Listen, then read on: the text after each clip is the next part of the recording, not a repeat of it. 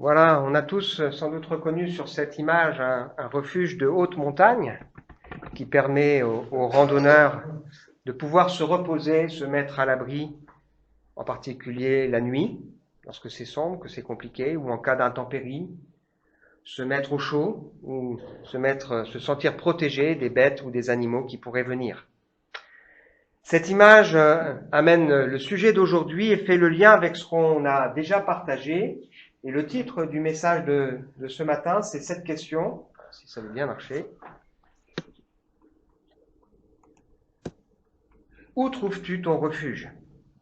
On a lu tout à l'heure le psaume 18 en introduction, qui nous explique que David a composé ce psaume lorsqu'il est à un âge avancé, à la fin de sa vie, après que Dieu l'a délivré de ses nombreux ennemis.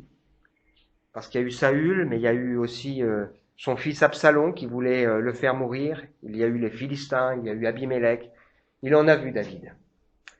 Et il a écrit, je t'aime, ô Éternel, ma force, Éternel, mon rocher, ma forteresse, mon libérateur, mon Dieu, mon rocher où je trouve un abri, mon bouclier, la force qui me sauve, ma haute retraite. Si on parle de rocher, c'est parce qu'on parle de quelqu'un de solide sur qui on peut vraiment s'appuyer, qui ne va pas trembler à la première difficulté. Si on parle de forteresse, c'est parce que parfois c'est compliqué. Si on parle de libérateur, c'est aussi que parfois on a besoin de délivrance. Si on parle de bouclier, parce que parfois dans la vie on peut prendre des coups. Si on parle de haute retraite, c'est parce qu'à un moment donné on se met à l'abri en hauteur pour prendre un peu de recul sur les situations. David ajoutera, qui est Dieu si ce n'est l'Éternel et qui est un rocher si ce n'est notre Dieu. C'est donc l'occasion pour nous de réfléchir quelques instants et de nous poser la question, où est-ce que moi je trouve mon refuge? Quand ça va mal, quand j'ai mal, quand je ne sais plus quoi faire, quand je ne sais pas comment m'en sortir, quand je me sens peut-être abandonné, que j'ai peur, parce que ça arrive, que je suis désemparé, que je me sens trahi peut-être, que je suis découragé, quand c'est compliqué, quand je dois affronter mon avenir, mon présent peut-être, mon passé. Autant de situations qui arrivent même aux croyants, mais ce qui fait la différence, c'est que non pas nous avons une force, mais nous avons surtout quelqu'un sur qui nous appuyer. Et quelque part même, c'est quand nous mesurons pleinement notre faiblesse qu'alors nous pouvons trouver en Dieu, dans la dépendance de Dieu, la force nécessaire. Est-ce que le secours que j'ai est fiable? Si je me confie dans ma sagesse, c'est quand même assez risqué. Je ne maîtrise pas grand-chose. Si je me confie dans mon propre cœur, la Bible me dit que je suis comme un insensé. Si je me fie à ce que je sens, ce que je ressens, c'est quand même un drôle de baromètre. Si je me confie dans mes richesses, là aussi la richesse n'apporte pas tout. Si je me confie dans mes connaissances ou dans les grands de ce monde, tôt ou tard ils peuvent nous lâcher, nous laisser. Maudit soit l'homme qui se confie dans l'homme. La religion, c'est pas mieux. Cette question, où est-ce que je trouve mon refuge, c'est quelque chose qui a traversé la vie de David souvent. Et c'est dans ce cadre en particulier que David va composer plusieurs psaumes, et notamment le psaume 34, où il invite les autres à se confier aussi en Dieu. Donc ce qu'on va partager ensemble ce matin est là pour nourrir notre réflexion dans les situations que l'on connaît. Et nous allons lire un texte de la Bible et nous allons voir ensemble que ce texte, il est encore d'une criante actualité. Quand bien même, c'est un texte qui a 3000 ans, qui nous parle de David, puisque nous sommes en train de découvrir ensemble la vie de David. Nous allons voir ensemble que ce texte, il a quelque chose à me dire pour moi aujourd'hui, le 22 mai 2022. Comment cet homme, David, un homme de foi, un homme selon le cœur de Dieu, a pu trouver en Dieu son refuge. Qu'est-ce que ça veut dire? Il en dit long sur le cœur humain tortueux et méchant. Sylvain disait, il n'est pas là aujourd'hui, mais Sylvain, il disait cette semaine que parfois il aimerait il disait, je voudrais comprendre pourquoi il y a la méchanceté. Mais parfois, la méchanceté, elle est incompréhensible. Il y a un côté irrationnel dans la méchanceté, on va le voir ensemble. Un texte qui en dit long sur la manière dont Dieu agit et sur la manière dont il nous invite à réagir de manière tout à fait concrète. Dieu est un asile pour moi, il me garantit de la détresse. Et nous avons, je crois, les uns et les autres, besoin que Dieu nous enseigne et nous parle. Et dans le principe biblique, il y a cette idée que se confier en Dieu, c'est aussi se laisser instruire pour que Dieu puisse lui-même nous guider dans nos choix et dans nos vies.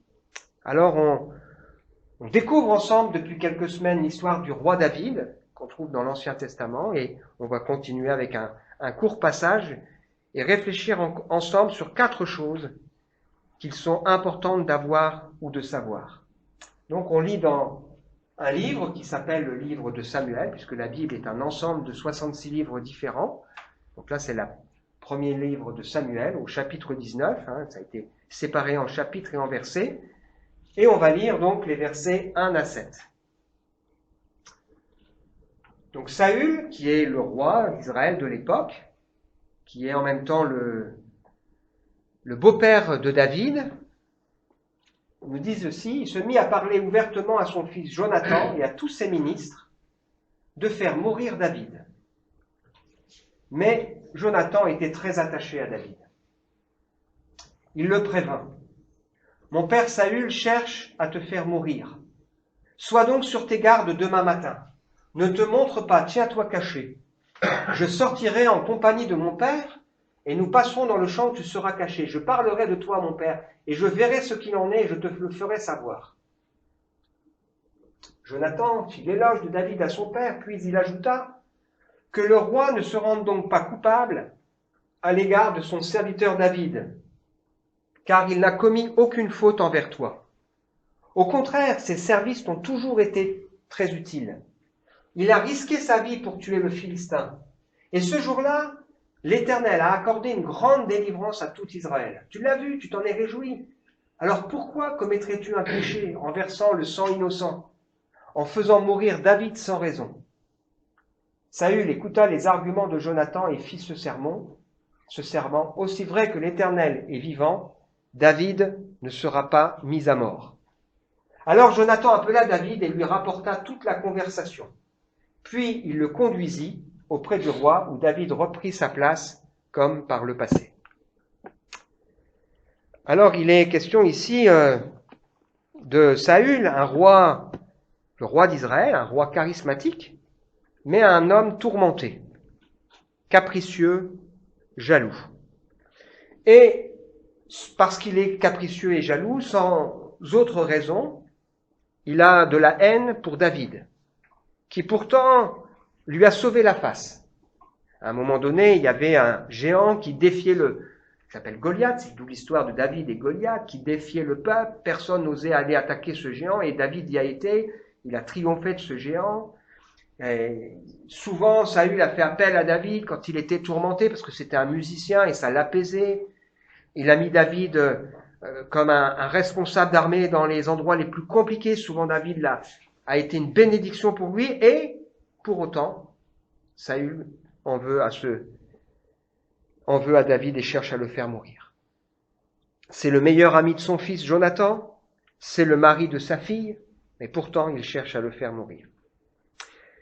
La première leçon qu'on tire de ce passage et de la vie de David, c'est que David sait écouter les bons conseils.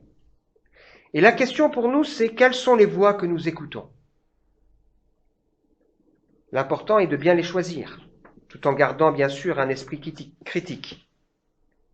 Nous sommes tous à l'écoute de certaines personnes, de certaines circonstances.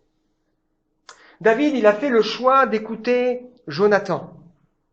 Pourquoi? Parce que Jonathan, c'est un homme qui lui veut du bien, qui a déjà démontré par le passé sa fidélité, son amour et son désintérêt. Jonathan, fils de Saül, naturellement aurait dû prétendre à succéder à son père, à sa mort. Mais il sait que dans le plan de Dieu, ce n'est pas lui qui succédera à son père, mais que c'est David qui est destiné à régner. Et pourtant, Jonathan aime David et s'attache à lui.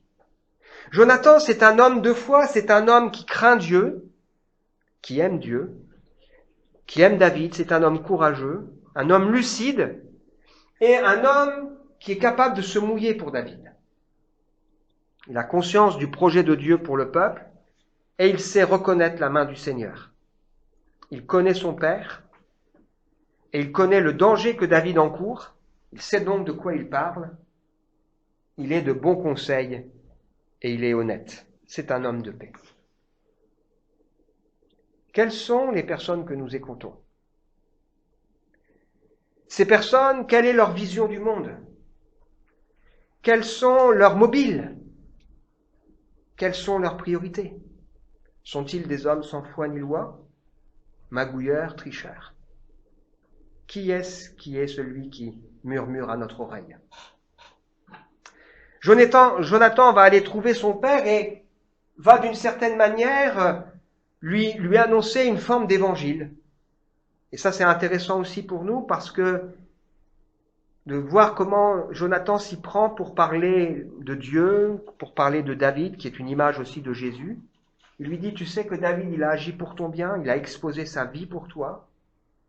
Il a opéré une grande délivrance en ta faveur, tu en as été au bénéfice, tu en as été le témoin. Pourquoi ferais-tu du mal à cet homme? Et parce que Jonathan, lorsqu'il parle, il sait mettre les choses dans un contexte que son père comprend, très concret. Son père est touché. Il peut dire que oui. Sauf que c'est de courte durée parce que c'est un homme superficiel qui ne va pas plus loin et qui ne se repent pas, qui ne change pas réellement d'attitude. Nous sommes tous à l'écoute de certaines choses ou de certaines personnes. Dans nos moments compliqués, dans nos moments difficiles, nous allons tous chercher conseil, appui, renseignement. Qui est-ce? Auprès de qui avons-nous cette démarche? Des gens qui ont une vision saine ou des gens qui n'ont pas cette même vision, des gens désintéressés ou des gens intéressés? La deuxième leçon qu'on tire ici, et qui est vraiment intéressante pour nous, c'est que David va se cacher. Il va se mettre à l'abri parce que David sait où trouver un refuge. Et j'ai envie de dire, et nous? Quand ça va mal, on a besoin d'avoir des endroits où trouver un refuge. Le fait d'avoir la foi, c'est ce qui nous permet de peut-être parfois rentrer dans notre chambre, de fermer la porte, d'avoir cette assurance que Dieu est présent, qu'il connaît nos besoins et qu'on peut lui parler. Il sait ce qu'on va lui demander avant même qu'on l'exprime. David, c'est un homme qui sait mettre sa vie, son sort entre les mains de Dieu, qui sait se confier en Dieu, c'est-à-dire mettre en lui sa confiance et lui demander d'agir, parce que la foi, ça se manifeste de manière concrète. Je parle avec un Dieu vivant. Et je lui demande de manière très concrète d'agir dans les circonstances, dans les choses que je traverse et que je vis. Je lui ouvre mon cœur parce que je sais que Dieu n'est pas simplement celui qui est là et qui sait tout, mais il sait aussi ce qui se passe à l'intérieur. Il fait connaître son besoin à Dieu par des prières, parfois en suppliant, et il reçoit de Dieu la paix, la force dont il a besoin. Je vous invite à la maison à lire les psaumes et à faire attention en particulier aux psaumes qui ont été écrits par David. Il y en a de nombreux. Et de faire attention en particulier aux circonstances que David mentionne dans l'écriture de ces psaumes. On ne va pas tout lire parce que ce serait trop long, il y en a 77. Mais le psaume 3, il nous dit ceci: il est en train de fuir devant son fils Absalom qui veut le faire mourir parce qu'il veut prendre sa place. Ô Éternel, que mes ennemis sont nombreux, cette multitude qui s'élève contre moi. Il y en a qui disent à mon sujet, plus de salut pour lui auprès de Dieu. Mais toi, Éternel, tu es mon bouclier, tu es ma gloire. Tu relèves ma tête. De ma voix, je crie à l'Éternel et il me répond. Je me couche et je m'endors. Je me réveille, l'Éternel est mon soutien. Au psaume suivant, il raconte, quand je crie, réponds-moi, Dieu de ma justice. Je suis dans la détresse, sauve-moi. Il termine ce psaume en disant, Tu mets dans mon cœur de la joie, plus qu'ils n'en ont, quand abondent leur froment et leur mou. Je me couche et je m'endors en paix. Tu es, toi, Éternel, la sécurité dans ma demeure. On peut encore lire le psaume 7. Éternel, mon Dieu, je cherche en toi mon refuge. Sauve-moi de mes persécuteurs et délivre-moi. Pourquoi il dit cela? Il chante, je louerai l'Éternel à cause de sa justice. Je chanterai le nom de l'Éternel du Très-Haut. Le psaume 9, un psaume qui s'intitule « Sur meurt pour le Fils ». Pour dire à quel point c'était compliqué. Il dit « L'Éternel est mon refuge ». Un refuge pour l'opprimé, un refuge au temps de la détresse.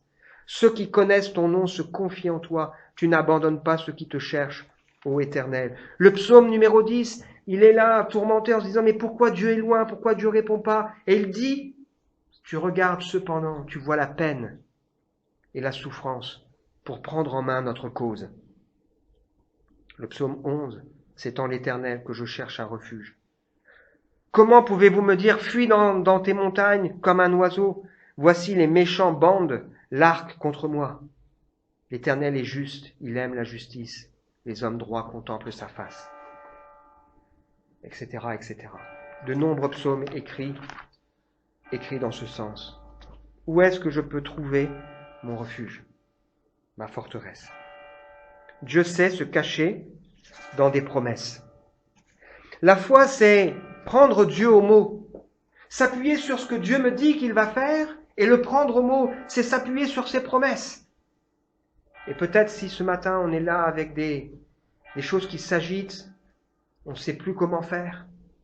À l'intérieur, crainte, au dedans, lutte au dehors, eh bien on peut trouver en Dieu ce refuge, cet abri, cette forteresse, ce sur-refuge, ce bouclier.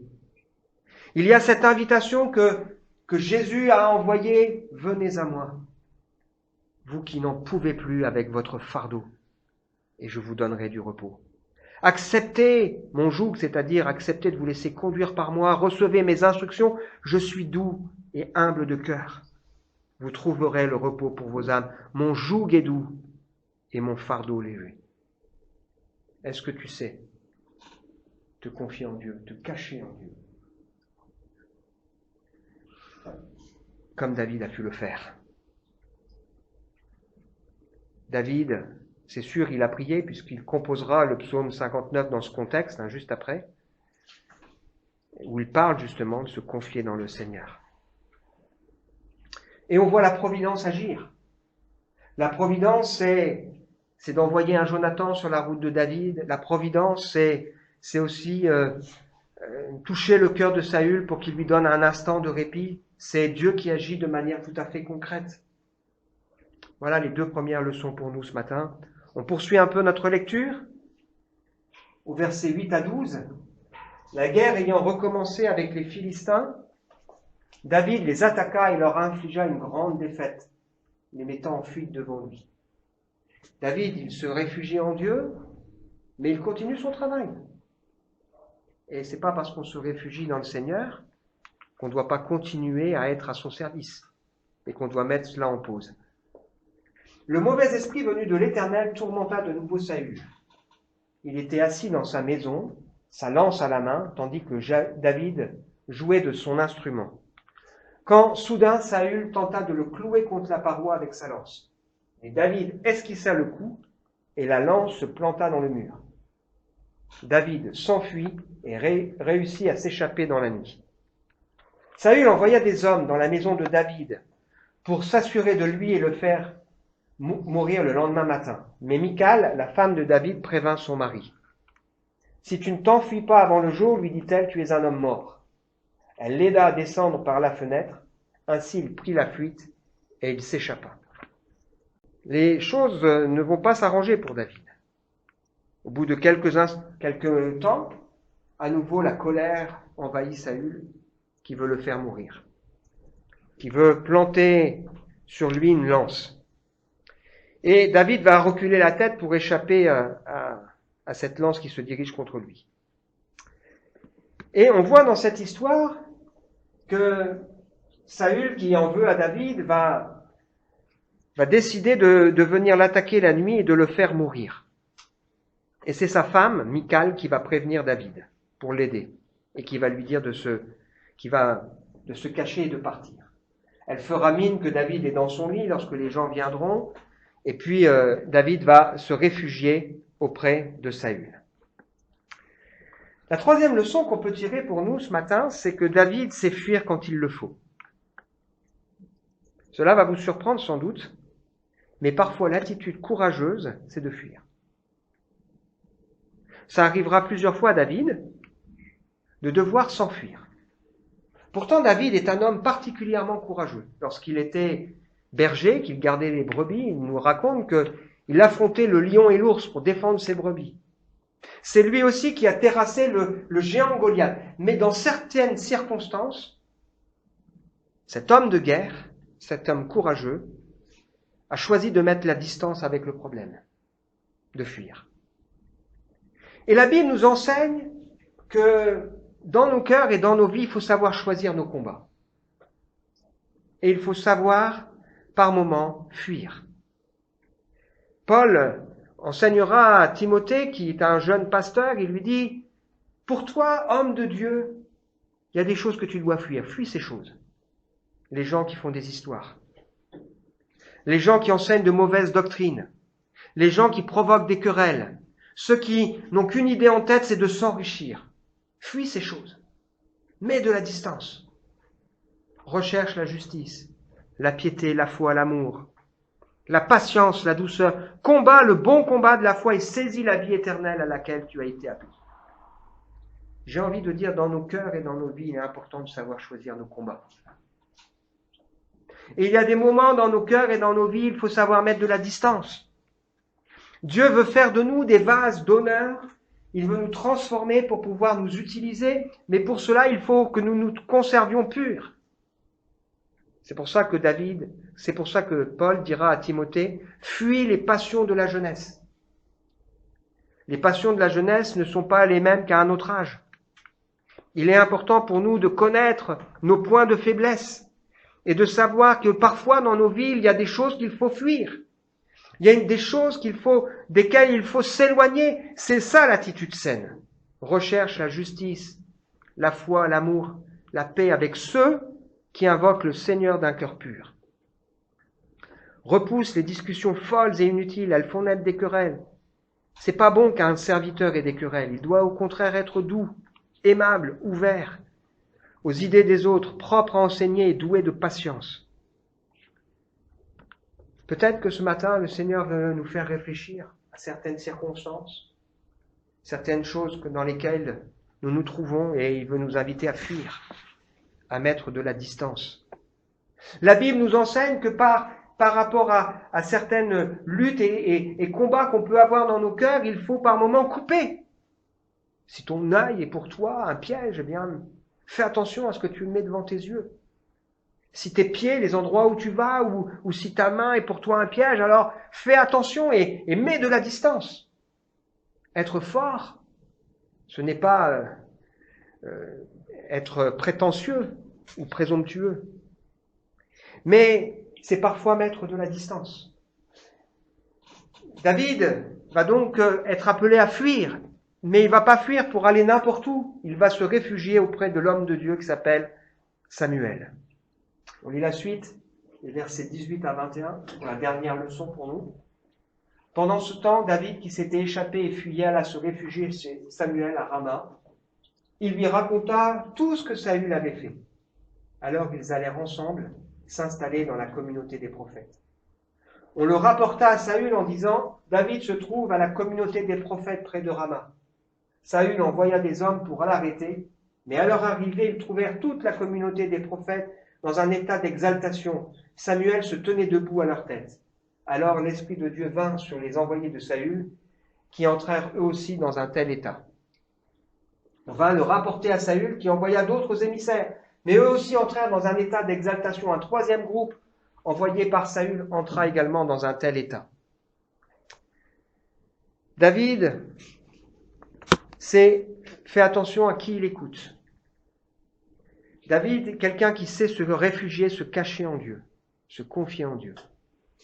Et David, c'est aussi quelqu'un qui par moments sait fuir, sait s'éloigner. Et la dernière leçon pour nous ce matin, c'est que David, il sait se mettre au large auprès de l'homme de Dieu et auprès de croyants.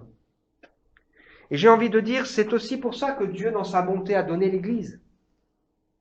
Il nous est dit qu'il n'est pas bon que l'homme soit seul, l'homme a besoin de compagnie, mais pour vivre notre foi, nous avons aussi besoin de nous retrouver avec des hommes et des femmes qui partagent les choses comme nous.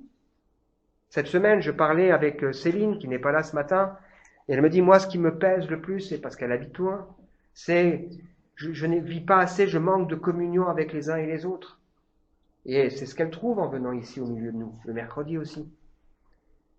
Marie, c'est ce que tu as vécu aussi un temps. Et tu lui disais, moi, j'ai envie de retrouver des amis avec qui on peut se confier. C'est ça l'Église. C'est pas un endroit, mais c'est un ensemble de personnes avec lesquelles on peut pleurer, se réjouir ensemble. Des gens qui simplement essayent de cheminer, d'écouter ce que Dieu veut pour eux.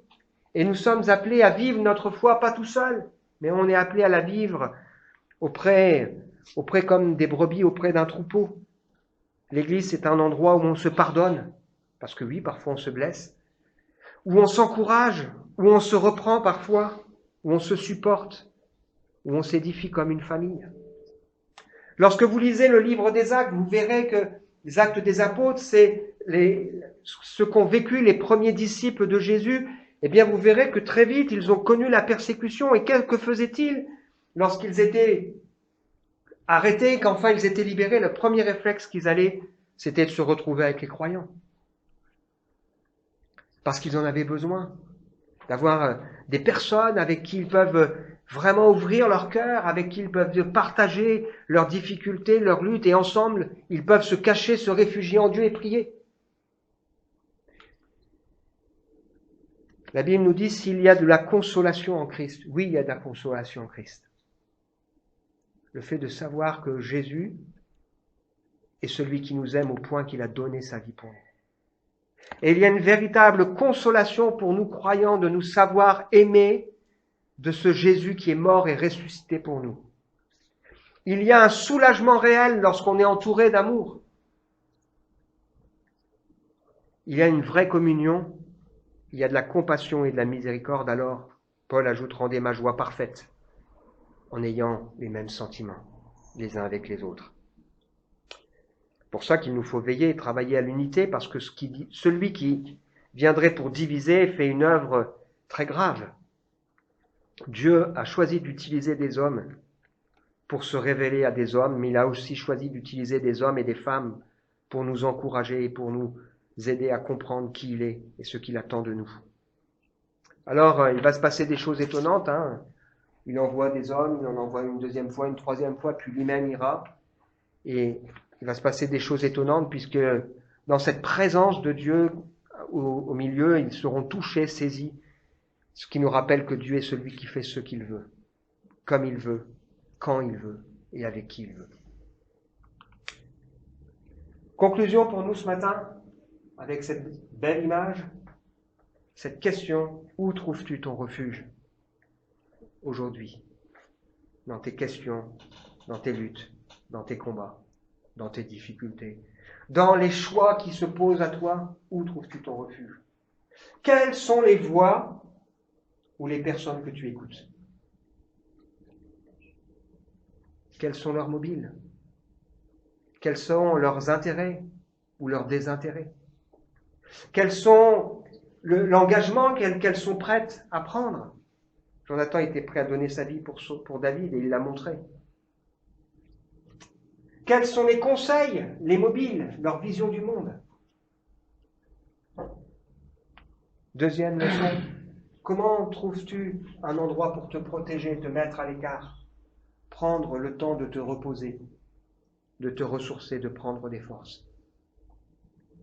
Peut-être que ce matin, le Seigneur veut inviter quelqu'un, en quittant ce moment, à rentrer chez lui, peut-être à arrêter sa voiture et prendre le temps de prier, de se confier en Dieu. Peut-être de rentrer dans sa chambre, ou peut-être d'aller se promener cet après-midi en forêt et puis de se trouver seul à seul avec Dieu dans ce tête-à-tête pour dire « J'ai mal, je souffre, aide-moi, je sais pas, aide-moi ». touche-moi, montre-moi. Peut-être d'ouvrir sa Bible et de se dire, Seigneur, je voudrais que tu me parles. Parce que Dieu parle à travers quoi? À travers sa parole. Et il nous invite à prendre sa parole pour la lire. Pas de manière n'importe comment, mais de la manière, avec un cœur ouvert et de manière suivie. Ça fait combien de temps que tu n'as pas pris du temps pour vraiment répandre ton cœur devant Dieu? Relis les psaumes. Regarde les psaumes de David. La majeure partie des psaumes que David a composés, c'est dans deux circonstances. Soit quand il a péché, psaume de repentance, pardon Seigneur. Soit, et c'est beaucoup plus, en beaucoup plus grand nombre, soit quand il était persécuté, c'était compliqué. Où il commence en disant, j'en ai marre, c'est dur, mais tu es pour moi un refuge, une forteresse, un libérateur, un bouclier, un ferme appui. Qui est Dieu pour toi? As-tu le courage parfois de fuir, de mettre la distance avec des choses qui te font du mal, qui te détruisent? Et as-tu réfléchi au combat que tu es appelé à mener? Dans notre vie, on ne peut pas mener tous les combats. Il y a des ennemis qui sont plus forts que nous. Il y a des choses qui sont plus fortes que nous. Et Dieu veut nous inviter à faire attention. C'est ça aussi la sagesse. David s'est réfugié auprès de Samuel et de son groupe. Et toi, as-tu trouvé cette même communion qui soulage, qui console, qui fait preuve de miséricorde et de compassion? C'est ce que veut être l'Église. Un endroit, c'est-à-dire un groupe de personnes, le lieu on s'en fiche, dans lequel on peut trouver le refuge et le soutien dont on a besoin. Je propose de vous incliner quelques instants, de réfléchir à ce qu'on a partagé. Je vais simplement prier, mais on veut laisser ce qu'on a évoqué ensemble nous faire réfléchir.